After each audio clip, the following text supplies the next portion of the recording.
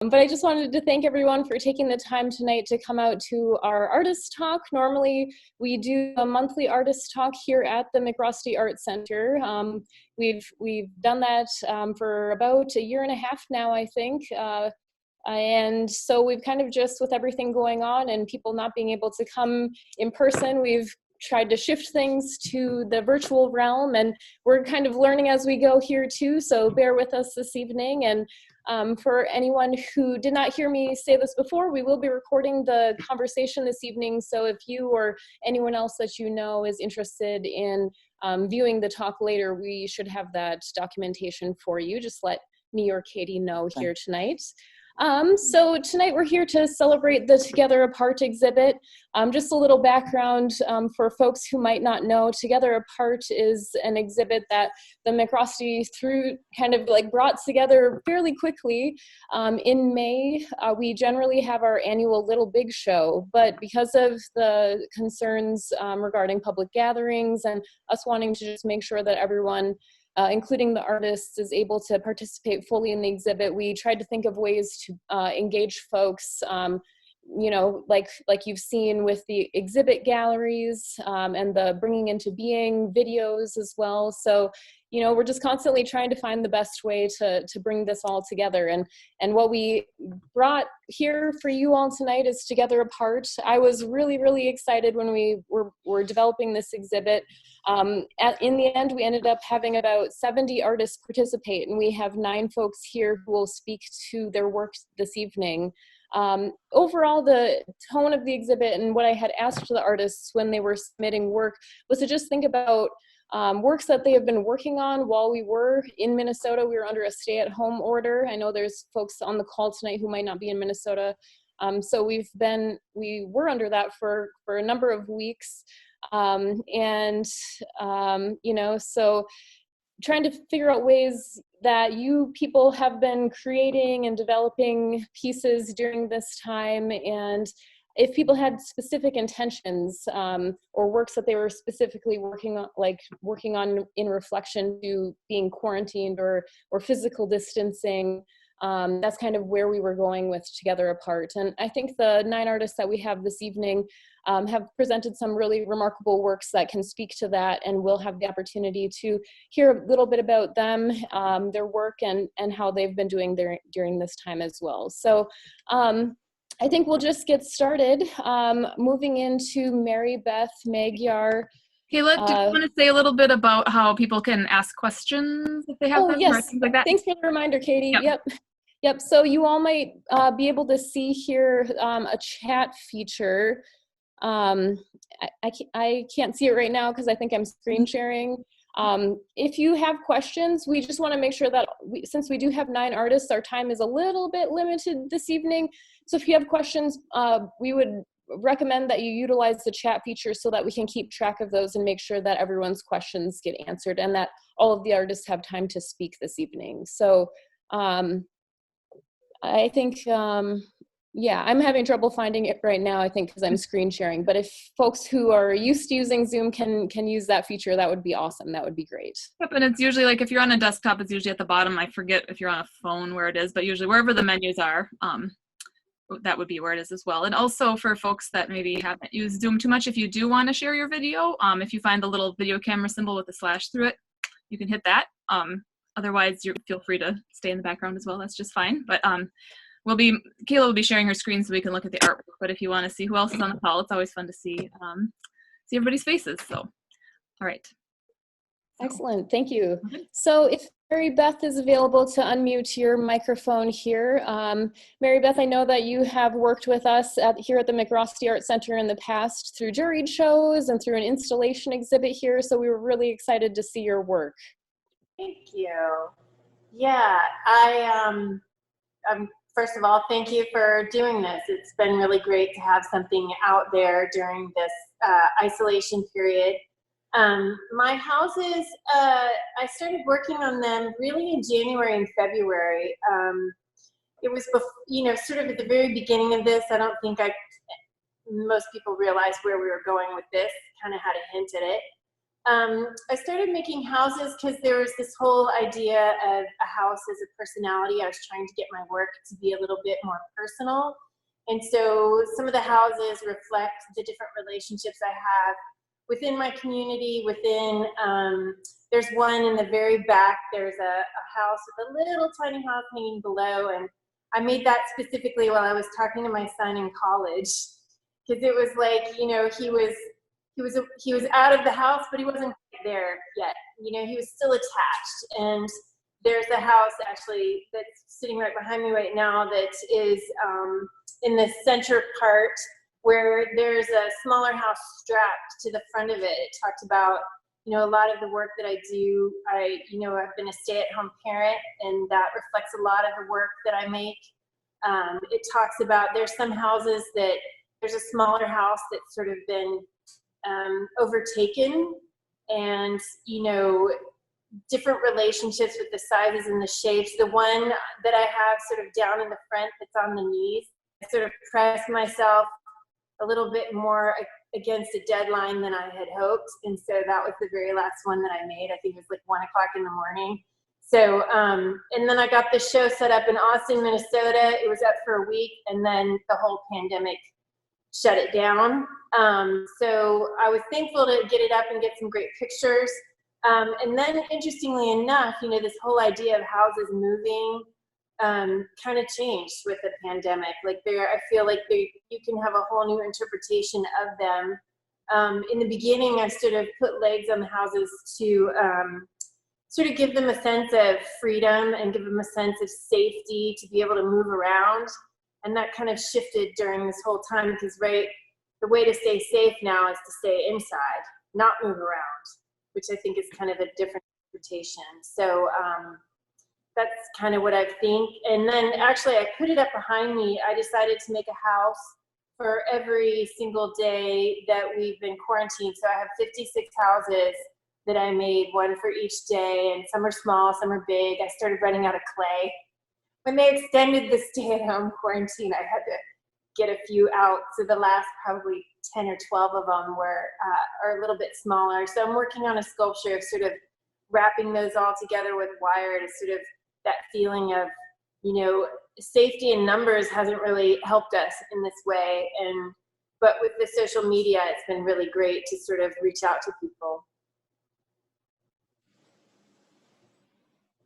Thank you, Mary Beth. And I think the question that I'm also have been asking some of you folks too is, you know, during this time we have been hearing a lot in the media and just in our general conversations, I think, as folks who are interested in the arts, how can the arts support our communities? And I have seen so many examples of that with galleries and individual artists. And so I'm wondering if we can kind of flip the conversation a little bit and ask you and the other artists on this conversation, how can our communities and people who are interested in supporting the arts, how can they best work with you and come to you with support?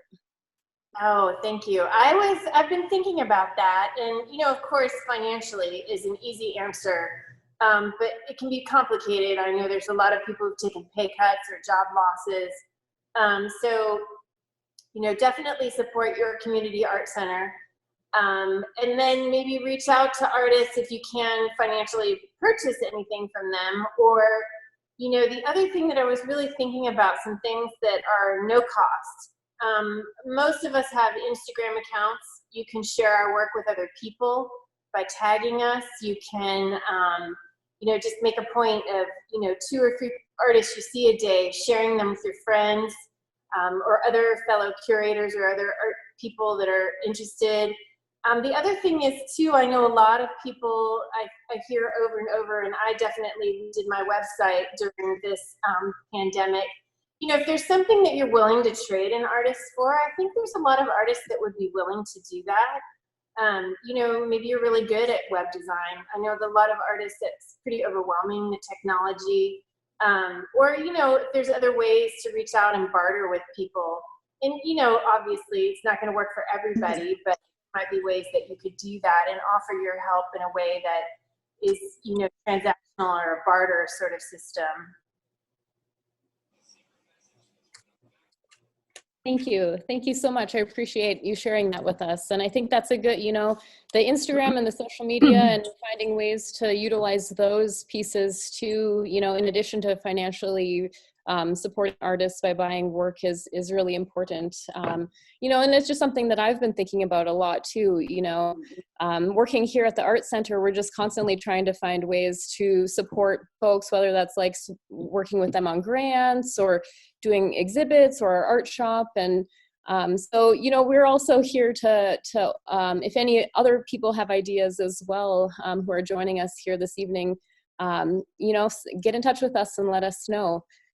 So next, I think we'll then move on to Summer Sheringhausen. Let me see if I can move our, there we go, from St. John, Indiana. Summer, are you with us? I am. So about a year ago, I started a new practice. You know, previous to having children, I was an artist who painted very large things, and I used a lot of, you know, chemically stuff and messy stuff that the kids can't really be around, because when you have people crawling around your art space, you know, then they get paint all over them. So I kept trying to get back to my art practice, and it was hard for me. And then I realized that I didn't need to continue to do art the way that I did before. So I switched mediums, I switched size, and I work in a really small watercolor journal now, and I use Sharpies and watercolors, and I use it more as like a quick visual journal, really, of just day-to-day things and what it's like being a parent and an artist. So this is one of them. This is really the only one directly that I've done related to the COVID situation. But it was just weird the first time we went somewhere and saw yellow tape all over the playground, and the playground closed sign just seemed so strange. So I just felt compelled to paint that. So that was the one that I submitted for this. And Summer, you're also an arts educator, I believe. If we think about that question again of how can the community support you, do you have any thoughts about that as an educator of how individual people who may or may not have children can support teachers or educators in this realm, in this space? Yeah, I've been thinking a lot about that. I mean, like you said, I'm an art educator. I'm also an arts administrator and then an artist myself. And so in my work, I feel like I'm always trying to focus on making sure that artists are compensated for the work that they do. I think too often artists are asked to support the community, and the question you're asking doesn't get asked very often. And artists are asked to donate their services or donate artworks. And so, you know, that's always a goal for me, is to think about ways that artists can be fairly paid for the work that they do. And right now, it's especially hard for artists to get their work out there and to be selling. And like you said, people don't have the extra money as much as usual to pay for things. But I think anything that you can do from the arts administration point of view is providing opportunities for artists to be paid to teach classes online. I've seen a lot of art centers giving free classes, and I think that's great. It's a way to give people art when they're stuck in their homes. But I think also charging for those classes and paying the artists that are teaching them is one way to help. And as patrons taking those classes and paying for them, or some non-financial ways, is just seeking opportunities like this one and others to just experience artwork, because it is harder for artists right now to even just share their artwork with others, despite being paid or not paid. So it's a lot more dependent on the audience to seek out those opportunities and find ways to view the artwork that's being created right now, because you can't walk into a gallery or an art center or a museum. So I think those are some ways that artists can be supported during this time.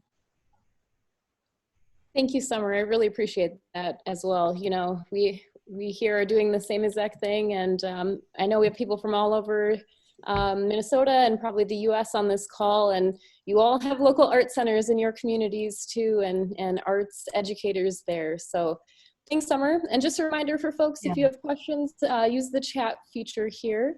Next, we'll move to Amber Buckanaga from Eastlake. Hey, Kayla, if people have questions, are we having them at the end? Okay. All right, thanks.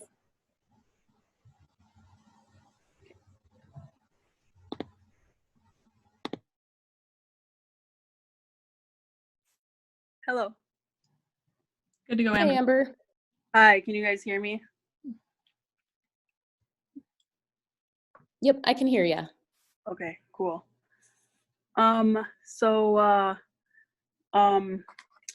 As a fashion designer, and I've only been doing this for a few years now, but it really got me interested in the beauty community and being so present online. I became really interested in the creators there and indigenous makeup artists at that. Watching a lot of them create on Twitter has been really cool, and I've drawn a lot of inspiration from there, and looking at makeup as art, because it is. Has been really cool to look into that, because makeup hasn't ever been really something that I've been interested in, but doing fashion has kind of made that pick up a lot. And we do a lot of our work on social media, me and the girls that I'm in business with, and during quarantine, it's just there's a lot of creative people on the internet, and they're all doing a really cool job at entertaining themselves and each other. And one thing that they've been doing, and I think that it was created on TikTok, but we don't do TikTok, and people have been doing it on Instagram and Twitter a lot. And the native Twitter community has really picked up on the Pass the Brush challenge. And it's like clips where you start out as your normal self with no makeup, and then it just flashes you, and then you're dressed up and you're in full makeup, and it's really so. And then it's like a collection of girls, so it's like a video with a bunch of girls, and it's really cool. And I thought that was awesome, and native Twitter was really going for it on that, and they were getting their, like, a lot of girls were doing it in their traditional dress or regalia, and so the transformation was really cool that they were doing. And I noticed that they were kind of catching a little flack for it, and I didn't understand why that was. And people, Indian people were just rising above that and kept creating and doing cool stuff. But this was kind of my response to that, was to paint this box. I in the past, I've painted, I've done a lot of makeup brush sets, and quarantine and all, and we can't really shop. I didn't have any brushes, which kind of bummed me out, because the brush is like a big part of the videos.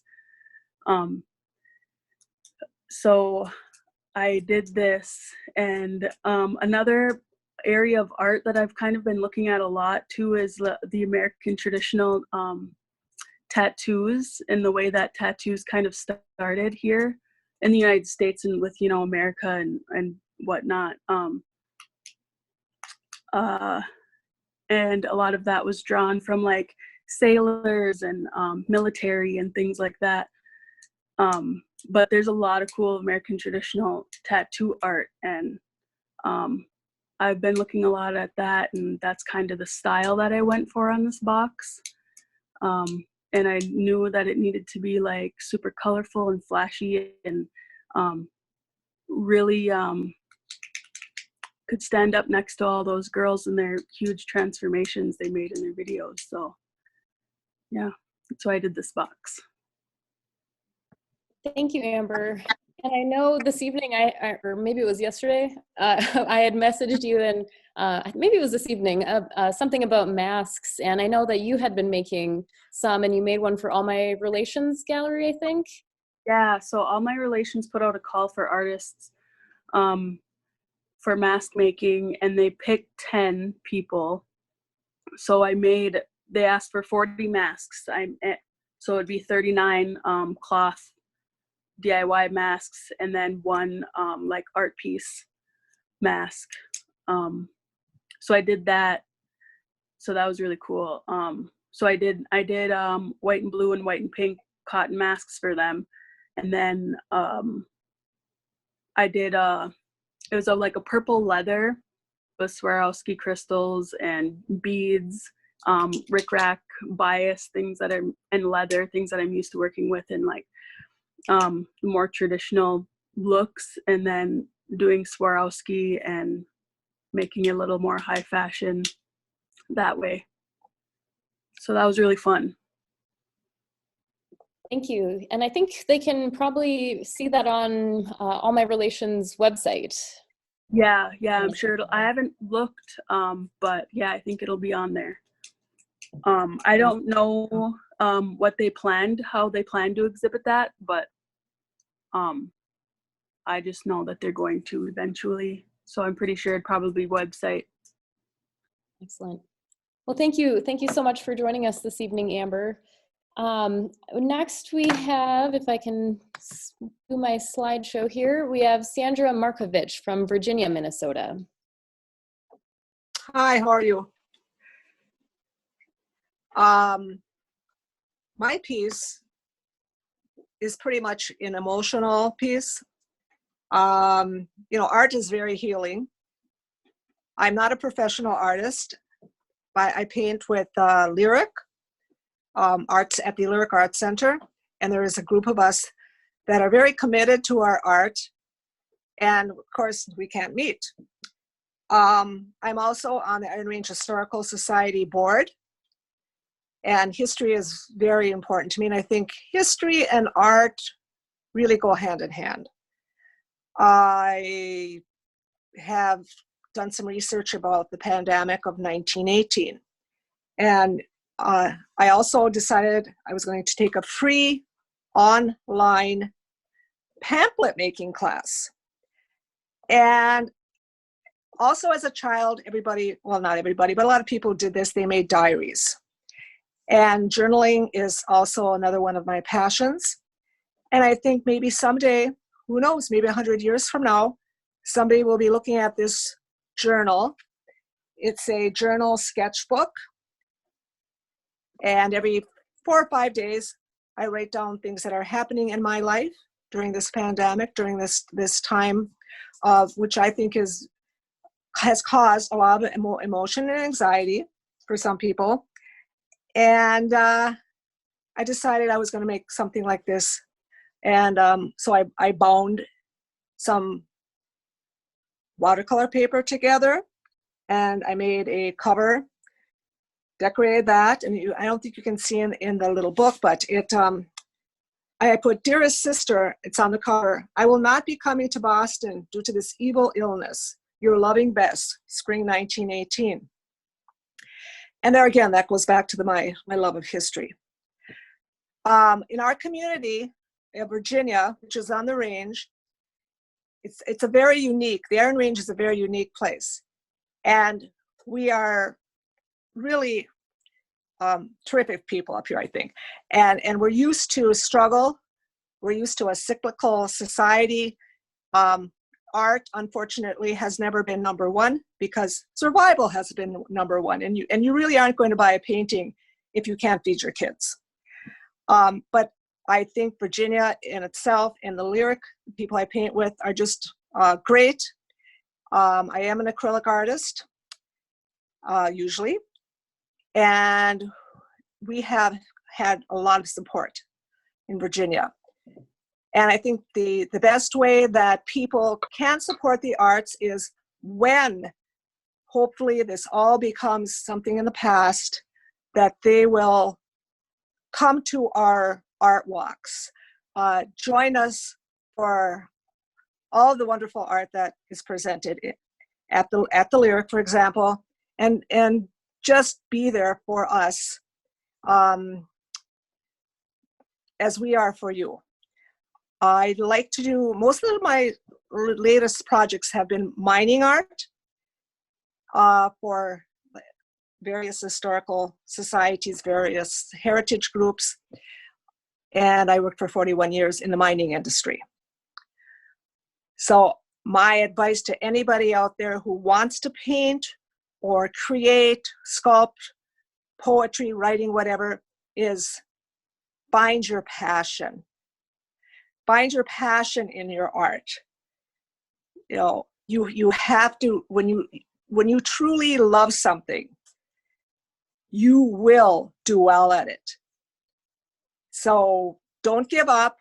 You know, the first time you paint or the first time you write, it's not going to be that good, but just keep on doing it.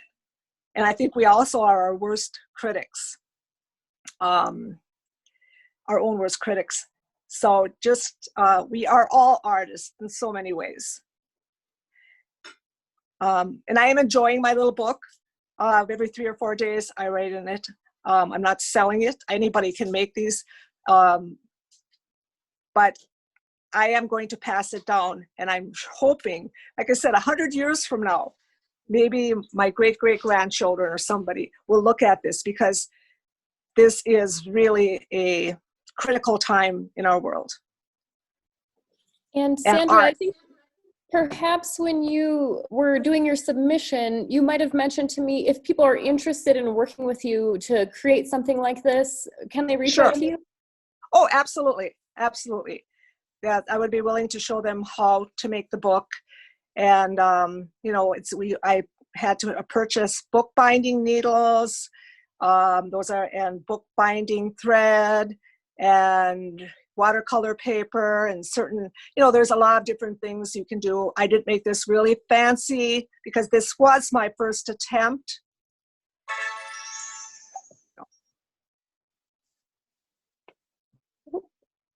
Did we lose you, Sandra? Oh, apparently for a little bit there. Yes. Okay. But anybody that would like to make one, I would gladly share how to do it. You can use this for a graduation ceremony.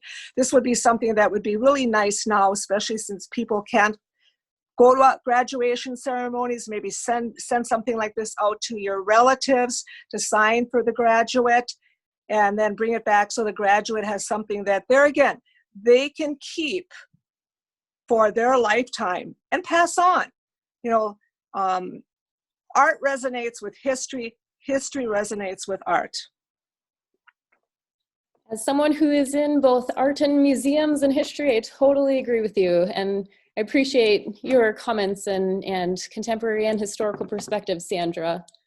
Next, we have an artist from Hibbing, Serenity Barden, and Serenity was one of the last exhibits that we had that we hosted in public. So I'm really happy to see your work submitted once again. I know it was a quick turnaround there for you, Serenity, but I'd like to welcome you to our Artist Talk. Thank you so much. So I created this piece with the intention of strength. It's very easy right now to kind of burrow into the weakness that all this is creating, you know, where it's easy to make art that's only about how terrible things are right now. So I created this piece right here because I want something strong and fierce. And I mean, what's stronger than a tiger?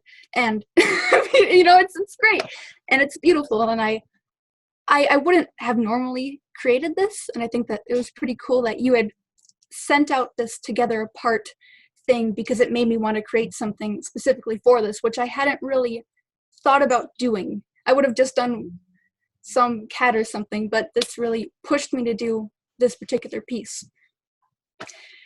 Yeah. Awesome. Thank you, Serenity. And do you have a website or social media that people can get in touch with you at? Yes. You can get in contact with me at a website called serenepaintings.com. I don't know if anybody can see anything like that, but I have all of my stuff there, all my commission information, and you can email me through my website there, serenepaintings.com. Excellent, thank you. And I know that you had a really poignant artist talk, and if anyone's interested in hearing that, it should be on our Facebook page if you go looking. Okay, thank you, Serenity. Next, we'll move on to Cecilia Rolando from Ely, Minnesota. Hello. Can you see me? Yes, yep. Oh, because I can't see me, right? Is that how it works? You can't see yourself? If you're on a phone, you might not be able to see yourself, but we can see you at least okay. I can. Anyway, I've been doing a lot of artwork because I have a lot more time at home. And so I'm painting a lot in watercolor and acrylic and doing a lot of drawing. And I had gotten this canvas that a friend of mine hadn't used it. It's 3 feet by 3 feet. So I started painting an abstract picture with acrylics. And all of a sudden, what I had there turned into some figures. And I realized that the direction it was taking was about the pandemic. And so as I continued painting, these figures showed up, and the figures are a little bit stiff looking, somewhat coffin-like. Some of the idea is that some of the people here are just wondering, waiting if they're going to get the virus. Some are people who will not get it.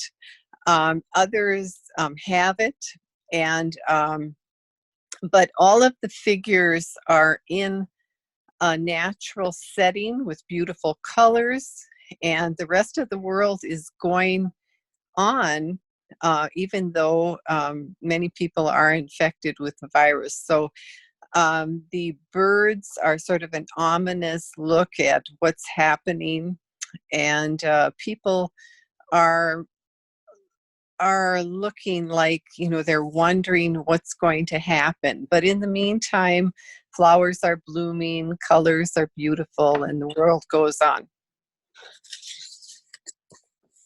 Thank you, Cecilia. Yeah, I was reflecting on that with my family the other day about this all started back in March, and I remember there being snow, and here at the Mac, we had kind of got back from Arkansas too, and then now it's so beautiful. It's the kind of the juxtaposition of the wonder and beauty and new life, and then also everything else that's going on in our society is really interesting. And being from Ely, I know that you folks have a vibrant arts and culture community up there too. Is there any way that people can get involved or support the work that's going on in your community? Well, we do have a lot of that naturally. I used to work for 27 years for the Northern Lakes Arts Association as the director, so I was highly involved with the arts community in all aspects. And oftentimes when we had theater productions, we would have art exhibits in the hallway at the college. Local businesses, restaurants do display artists' work.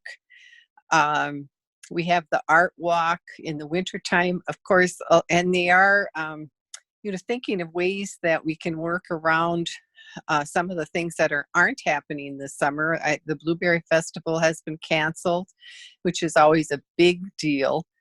The watercolor show that I'm a part of in July, we're not having that. So we're thinking about ways that we can work around that. One of the things that I do and have been doing for the last few years, I noticed in the winters, especially in the late winter, that people would oftentimes be a bit depressed from the long winter. And so I started putting my artwork daily on Facebook. And so what started to happen with that, I was trying to cheer people up a bit. And it really has worked. And now other artists also are putting their work on, photographing it on their phone and then putting it on daily. And I get so many positive responses from that. People look forward to seeing what I'm going to post, what I've been working on. So that's one thing that artists can do. And another thing is that I've noticed is that, you know, artists really do appreciate having some kind of conversation about their work. And oftentimes there aren't the people in the community who have developed the language skills to actually talk to the artist. I mean, you get people saying, oh, I really like that picture, but it's rare that you get people who actually ask you details about it, like what sort of symbolism are you using? What is your technique? How did you, why did you pick those materials? And so I recommend to people that do have the ability to talk to artists about those things and are interested in doing so, to do that with the artist, because that is a wonderful thing to have that kind of communication with people. Excellent. Thank you so much. That's a really good insight, and something that I don't know if I've thought about that much, but using that language and helping others develop that language too. Well, there are a few people that I do text, and there are two women that live in Buffalo that I met, and I actually came to Ely and bought some of my work. And since they did that, I have been texting them daily and showing them pictures that I'm making and stuff, and they're so positive towards my work. It has just lifted me up. And, they still occasionally buy things. I send it to them. And it has made such a difference to me. And also a fellow just recently moved here, and he too, when I show him my work, he has some skill in talking about it. And it just is a whole different thing than just having the regular comments. Wonderful, thank you. And I appreciate you again submitting work to this and to Together Apart. Next, we'll move on here to our next artist, Aaron Olson-Reiners from Grand Rapids, Minnesota. Hi, everybody. Yeah, I am from Grand Rapids, Minnesota, and the piece that I have in the show is a little bit different. Well, it's actually quite a bit different than sort of work I usually do. I usually make things more like this behind me, kind of larger abstract paintings. And when all of the pandemic-related hoopla went down, I was kind of in between paintings and hadn't really started a new body of work with paintings yet, but I had been doing a lot of work in my sketchbook. And so this was something that kind of came out of my sketchbook experimentations. And I would say a large part of what I do in my sketchbook is mostly writing. I would say it's at least 60% writing, 40% imagery, and that even might be a little steep. So it might be more like a 70-30 split. And so somewhere along the line, I started to do these little drawings of phrases that I had overheard or from songs, or just kind of ideas that had been rattling around, or things that had come out through the writing, journaling process. And yeah, so listening to KAXE, which is the Northern Community Radio, their local station. Since the pandemic and the stay-at-home order went into place, they have adopted a particular song as their kind of COVID-19, we're all in this together anthem, which really got me thinking, because in a lot of ways we are all experiencing the same thing to an extent. It's a global pandemic, so there's that. But it also kind of struck me that we're all experiencing it very differently. So we're all affected by the same thing, but our experiences with it can be completely differently. Based on, your age, or, whether you live in Minneapolis or upstate, whether you have a backyard or you're in an apartment, what does staying at home and sheltering in place look like? my brother lives in a small apartment downtown Minneapolis. He doesn't have a lot of room to walk around. I live in Grand Rapids. I have plenty of space to walk around and can go for a long time without getting 6 feet near anybody. So just like from a logistical perspective, but also hearing that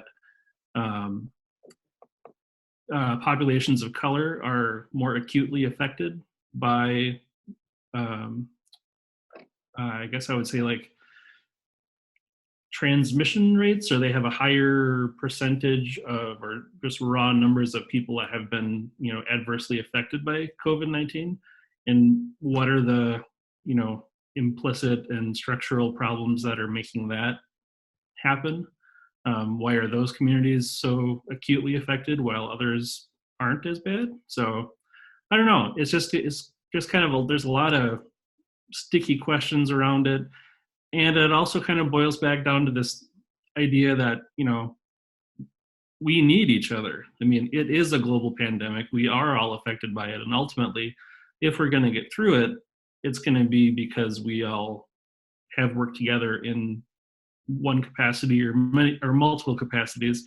So there's kind of a question of like, can we get together and fix this? Or, is that even what's really happening? So I guess it's not necessarily just one question, but a lot of kind of linked ideas with that. But yeah, and then realizing that probably the only way that this particular work will get seen for a long time is through social media. So the love-hate relationship with Instagram, and but realizing that a lot of people primarily view art through some kind of mediated experience, whether it's online or, a magazine. But yeah, and then Kayla, your question about what can the community or communities do for artists? My quippy, like, knee-jerk reaction was like, bring in the money. Like, let's, financial support is amazing, and that's just real life. But, a one-time donation or buying a piece, that's awesome, and that really helps temporarily. But it also kind of strikes me that we are living in a culture writ large where visual art is not very important to the mass of people, unless it can be put into a movie or an album cover or some kind of functional thing. So I guess my long-winded answer to like, what can the community do, would just be to remember what art provided for you during this time, whether it was a movie or music or something you saw on Instagram. And then when this is over, try to bring some of that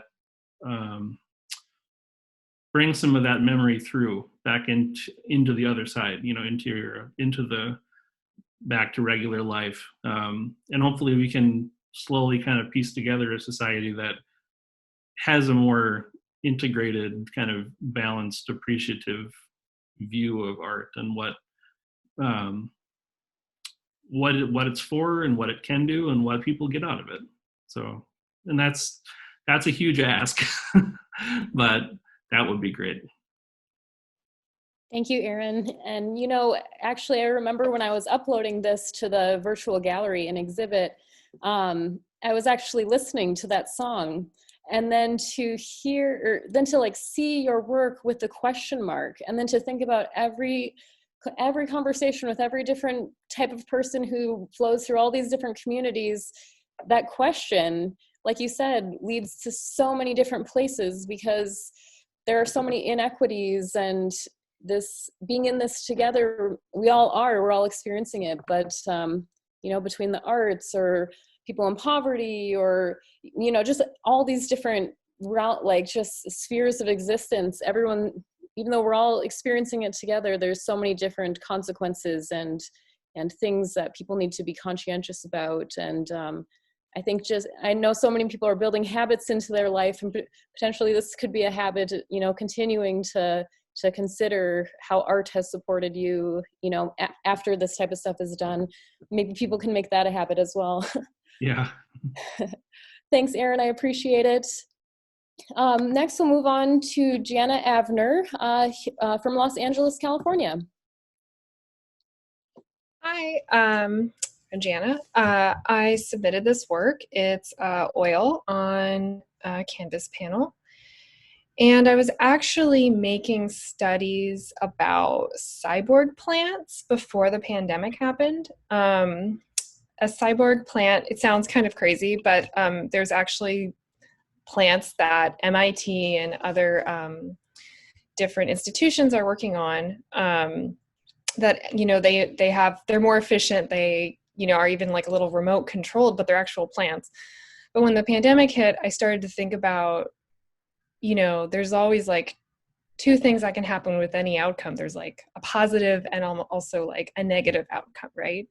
And so I think when I started to work with color in these plant studies, I started to think about the yin yang sort of contrast of that, where there's like a hope and there's like a light, which is the yellow. And then there's the green, which is, it's not like a dark, ominous color, but there is like a sharp sort of like, sharp bit of that plant that's coming out. There's something a little bit aggressive about the right side. And I wanted to sort of use color as a way to talk about, the feeling of hope that we all have, and then also just like the underlying like tension or anxiety. I think that was something that Cecilia mentioned in her piece too, about having a bright, colorful image and flowers blooming, but also something a little bit dark and cloudy on the horizon. Thank you. Yeah. And one question I have, in Los Angeles, you guys have had, in a lot of ways, a similar situation to us, but like Erin said before, in other ways, drastically different. And, specifically, I'm kind of wondering, I've seen this time as such a connector, and then to have artists, we've had artists from South Africa and New York City and Los Angeles. I'm curious how you maybe came across together apart or the MacRostie, or, how did you start this relationship? Yeah, I'd love to talk about that actually. So I was I'm in a residency right now. That's also a mentorship program at the Torrance Art Museum. It's called TAM Forum, and it's like been this amazing experience. But one of the reasons is because when the pandemic hit, we went virtual, and so we all started sharing opportunities and what we found online, of open calls. And so one of the artists, shared this as an open call, and so I did a little research, and I was like, oh, this is amazing. I'll apply to this. So yeah, one of the things that I've been learning that this is potentially, like the optimistic side of the whole thing is that it's giving us a time to connect virtually and really just constantly show our art. It's reminding us that the virtual realm and exhibiting virtually and showing online and getting just visibility, you can get, so many people to look at your work if it's on an online platform. And that's sometimes more than if people saw your work in real life. So that's definitely something that I've been really grateful for at this time.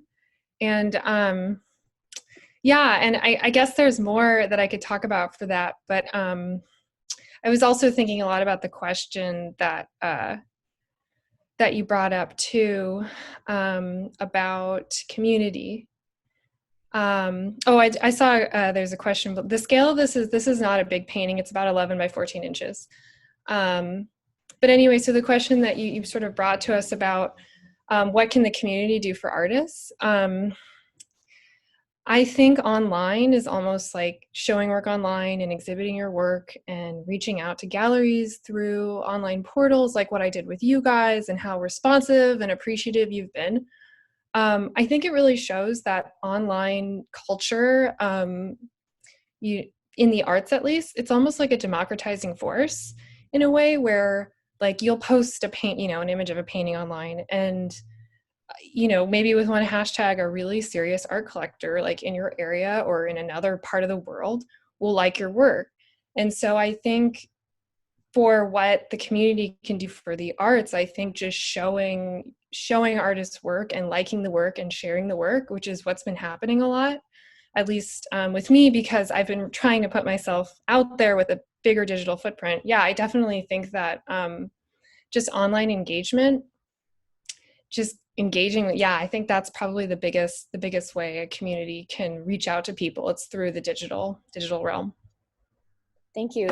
Yeah. And to kind of speak to that too, we've been posting on Instagram and Facebook with these artists handles and their hashtags. And if you see people here tonight that you want to connect with, let us know, or go to our social media so that we can engage in exactly what you're talking about there, Jana. Awesome. Thank you. And next we'll move then to Jan Carey from Hibbing, Minnesota. Kayla, it's good to see you again. It is good to see you too. And I hope you were healthy after we got back from our trip, because a couple of us did get pretty sick, you know. Yeah. Yeah, we all think that we may have had it already, but we're not sure. So my piece was started, as I have explained, in the first Stay Home Minnesota order, so that I could do a personal painting challenge and post those paintings to my Facebook page. And so the responses were very appreciated by individuals and friends. I don't have a ton of friends on Facebook, but anybody that commented, you know, just really appreciated the fact that I was putting myself up there and doing that. And I chose this particular piece to post to the exhibit, because it just felt like we were, of course, standing tall as these trees are, but the shadows are casting something else. And but we are all in this together, so there's a lot of those trees and we're all in it together, right? Nothing big and major philosophical about what I attempted to do with the painting. It's just more just a landscape painting, and something that and the colors that I enjoy using when I do my watercolor.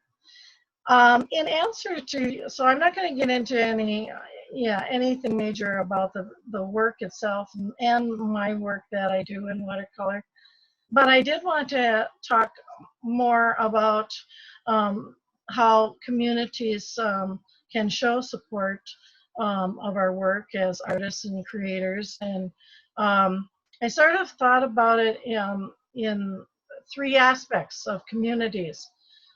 The organizations that work to support artists and art all the time, individuals such as our friends that we meet on Facebook or just in daily life, and the companies and businesses that are also showing their support. I think a number of us in Minnesota attended the Minnesota Arts Town Halls. There were two of them. One was for organizations and one was for individual artists.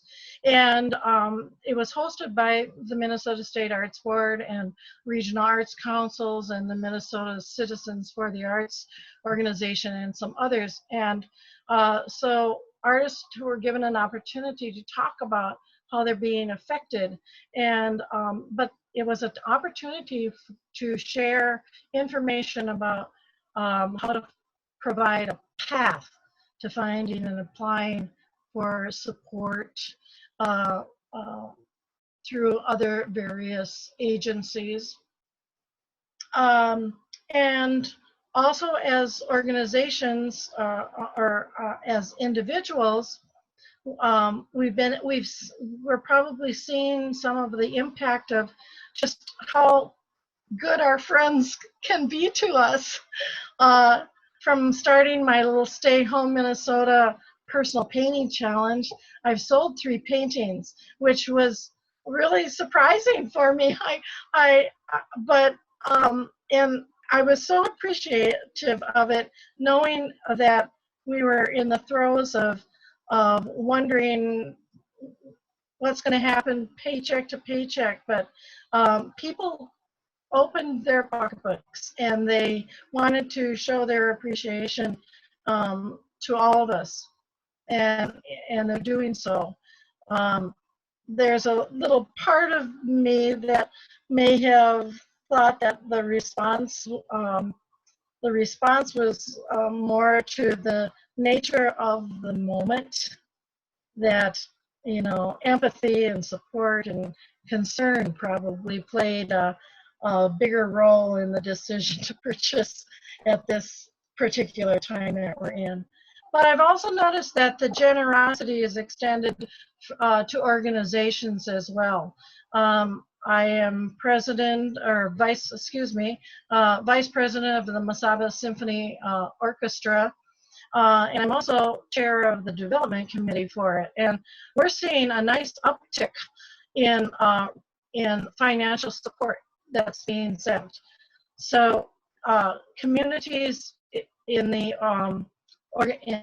organizations and individuals are really helping out organizations in that manner. We had a really nice response from the Give Minnesota at Home fundraiser that occurred across Minnesota. So Give Minnesota did a good job, and a lot of people donated, of course, to the symphony through that venue. Then I want to kind of talk a little bit about the support that from the community of companies and businesses. I think all of us have probably noticed that companies like UArt are running, they're running a pastel competition. I think there are other companies and businesses, national art supply companies that are doing these challenges and competitions for artists. And I think that's a great way that they are supporting artists and giving that community a support. There's another person, there's another company and business, Dillman's Resort in Lac du Fleury, Wisconsin. I have taken a lot of workshops. They've been doing workshops, art workshops in the summer for almost 40 years. And it's a beautiful setting. They have instructors and professional artists from all over the world that come. And so I've taken a number of workshops there in the summertime. They're going to attempt to run their season this summer. But in the meantime, what they're doing is they are paying the professional artists that generally come to their resort as instructors and doing these Facebook Live demos for people who may not be able then to actually attend one of their workshops this summer. And they're doing YouTube live demonstrations as well. So the companies, as our community of companies and businesses, are really doing a great job of helping us stay home and still learn and still have that opportunity to learn. Definitely. Yeah, I appreciate you framing it in that kind of threefold way, you know, because, you know, private sector, public sector, nonprofit education, anything everyone can do to support and utilize all these online services helps us all. So kind of to speak to businesses, I did just want to thank Paul Bunyan Communications for continuing to support the exhibit, even though folks were not able to come in person to visit it. Our business supporters and our MAC members are really important to us. And so thanks to them, and thanks to all the MacRostie members and donors and supporters who are sticking with us during this time. And I know it's 7:01 right now, so I know we only had about an hour scheduled for speaking. I can see that we have some questions in the chat screen. So like I said, we are recording this, so if you have to leave us at this moment, I'm just once again like to thank everyone for coming to join us. But if you can stay on and join the conversation to speak to some of the questions that people might have had, we welcome that as well. I'm going to stop sharing my screen now so that we can see everyone in the Zoom room. And Kayla, how do you want me to handle the muting and unmuting? Yeah. I think... Do we want to go through specific questions? It looks like some of them have been answered in the chat themselves. So yeah.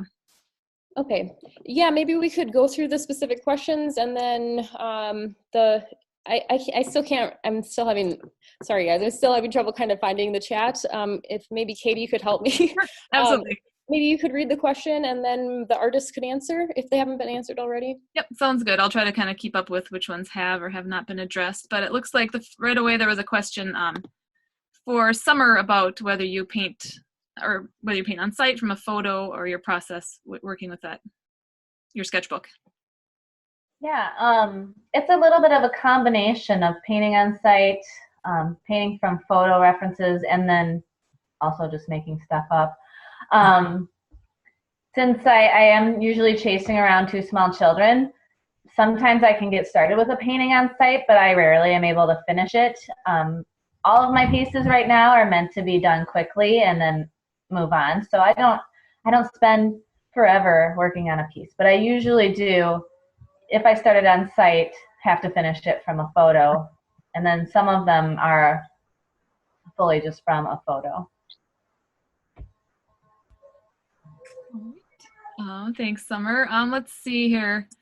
Looks like there was a question about, if it kind of for the group, about ways to display your artwork so people will engage with you. So I'm just gonna open it wide up and see if anybody's got any.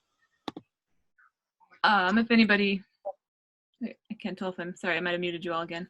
But yeah, if anybody has any suggestions for ways that you can display your artwork, particularly probably in the virtual medium where it's more engaging for to try to get some of that feedback and the response from your audience. So I unmuted the people I can. If you muted yourself, I can't. I mean, you probably have to unmute yourself if you want to respond. Amber, did you have something? I see you unmuted yourself.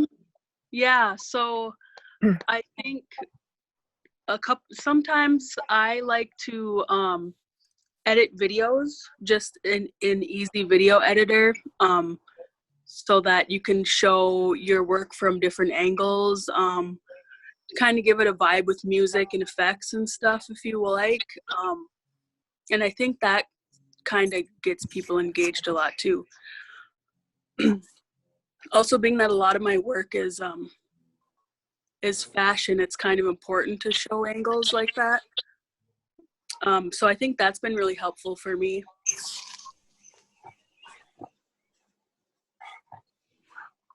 Awesome. Anyone else have any thoughts about engaging ways to display your work?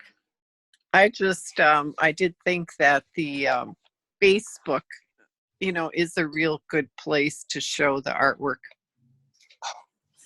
Thanks. And Cecilia, there was also a question for you about the juxtaposition of your dark subject matter and along with the beautiful color palette, and whether you did that intentionally, sort of the two.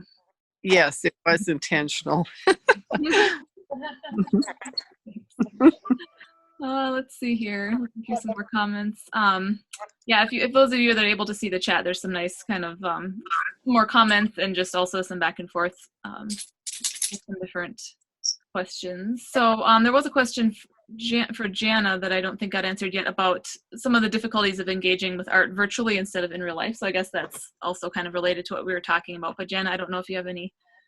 Like the difficulties of reaching out to people virtually? Yeah, of engaging. All right, so I guess the question is difficulties of engaging with art virtually. Yeah. Oh yeah. Well, first, the person who actually posted that, I'll just out him. His name's Max Presneal, and he runs the Torrance Art Museum residency that I was talking about earlier. So he's just like an all-around cool LA painter and curator. And I think if I understood what he said, the first hurdle I have with submitting a painting in a virtual space is that, did you get the colors right when you took that photograph?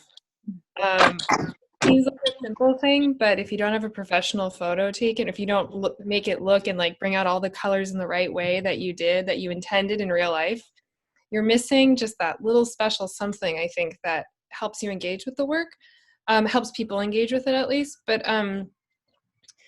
I'm kind of like obsessed with like the virtual space right now. Like I published a lot on virtual galleries and like how, studies have shown right now that as we continue to enter the digital age, more like there's going to be more accessibility. Like VR headsets are going to be a lot cheaper.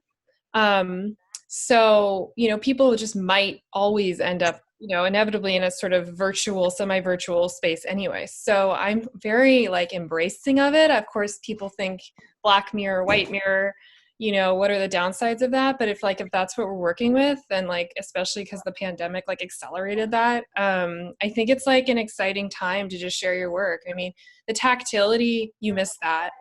You can't you can't look at the painting and see, you know, necessarily everything about it. But I think it's just a thriving time right now to embrace that and see where it goes, see where it takes you. Can I make a comment about that? I have been really very happy with the results that I get just using my iPhone for the photographs. And I find that, you know, the photographs that I take and send, say, to Facebook or send to my website, they're very good, you know, as long as you have the right lighting.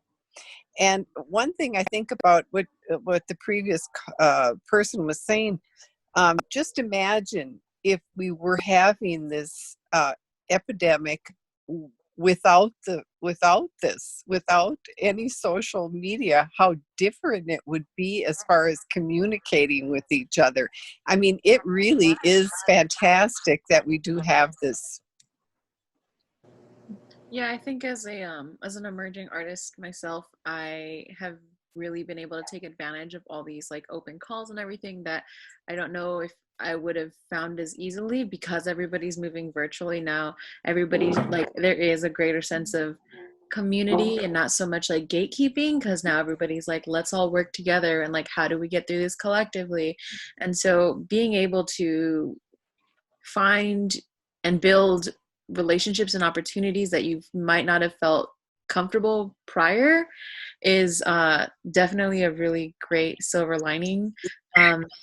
As far as work goes, I think it's definitely changing the way a lot of people work, whether it be scale as for like working larger for drive-by, you know, galleries and showings, or whether it be, you know, making it more 2D viewable, so like photographic. I work usually in like sculptured installation, and I came up with an entire body of work, and it was like 2D wall sculptures, so that like you could see them one way as opposed to like different facets. Mm-hmm. Awesome. Thanks, you guys. I have a question here for Erin Olsen-Reiners. In light of the body of work that you're more known for, how has the global pandemic inspired you to be more political with your work, or do you see your work as always political? Yeah, that's how much time do you have? That's a great question. It's something that I have thought a lot about. I would say the work that I am probably best known for, or the bulk of my work, comes from a real personal place and is really process based. And then in the rest of my life, as a citizen and as a non-artist person outside of the studio, I'm really obsessed with news and current events and things like that. So in some ways, I've always been trying to find a way to bridge those two worlds, or what seem like kind of two different worlds. And yeah, it's not a very eloquent answer. I guess part of what I struggle with in trying to find a way to be more politically engaged in the work is trying to navigate my status as a straight white middle class male, and being someone that's really interested in issues of inequality and like systematic discrimination. It's a tricky line to walk, because that's not something that I experience. So how do I do that in a way that doesn't tell someone else's story, but is still authentic and worth paying attention to? So I have a feeling I'm going to be thinking about it for a long time. Thanks, Erin. I don't know if I have any other questions that haven't been addressed, but somebody did make a comment about if people want to share any of their social media handles in the chat, then people will have those and can connect with others afterwards. So if you want to just put that in there, anyone that would like to, feel free and go ahead and do that. And then Kayla, I don't know if there's anything else that you wanted to say or do. You know, I'm just, like I said, I posted my own like Instagram story tonight that I was just blown away at how many artists responded, the content, and just like the insight that everyone put into like just their artist statement when they were submitting their work.